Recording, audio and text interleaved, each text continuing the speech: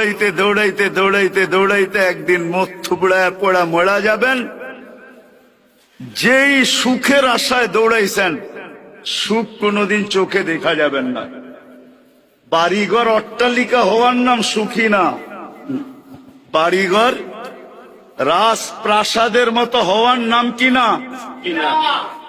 দুনিয়ার দামি দামি গাড়িতে চলার নাম সুখী না, দামি স্বামী কাপড় পরার নাম সুখী না। সুখ অন্য জিনিস, সুখ সুখ সুখ অন্য জিনিস। দিনই পরিবেশ ছাড়া কেউ সুখী হবে না।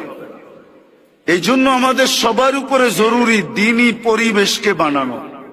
এটার জন্যই এই সংস্থার অস্তিত্ব। কিন্তু শর্ত হলো আপনারা যদি আলেম ওলামাদের সঙ্গ দেন, এদেরকে সাথে নিয়া যদি আপনারা চেষ্টা করেন, তাহলে আমার বিশ্বাস যেটা 10 বৎসরে হবে ওটা 1 বৎসরে হবে, যেটা 1 বৎসরে হওয়ার ওটা 1 মাসে হবে। পরিবেশ দিনদার হয়ে যাবে। আর দ্বিতীয় লাগবে সঙ্গ, সৎ সঙ্গ লাগবে।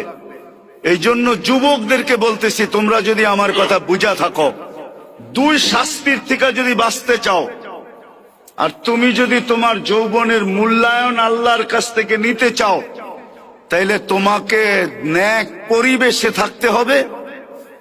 আর একটা হলো নেক সঙ্গ। কি? বর্তমানে মসজিদের চেয়ে নেক পরিবেশ নাই।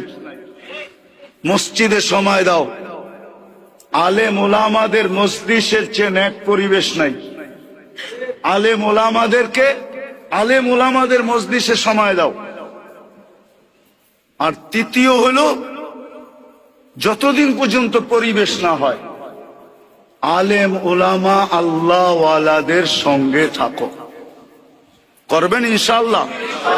বুঝাইতে পারলাম? করবেন তো? হ্যাঁ, তাইলে পেটে পাথর বান্ধা সুখে থাকবেন। সাহাবা পেটে পাথর বান্ধা সুখে ছিল। কেউ লিখতে পারে না আজ পর্যন্ত। লেখছে ওনারা গরিব ছিলেন, লেখছে ওনারা অশিক্ষিত ছিলেন, লেখছে ওনারা ল্যাংটা ছিলেন, লেখছে ওনাদের কাপড় চোপড় ছিল না, কিন্তু কোন মার লাল লিখতে পারে না আজ পর্যন্ত যে ওনারা অসুখী ছিল, সুখী ছিল না। কারো কলম দিয়ে এই লেখা বাহির হয় নাই যে ওনারা সুখী ছিল না। ওনারা সুখী ছিল, সুখী কি ছিল?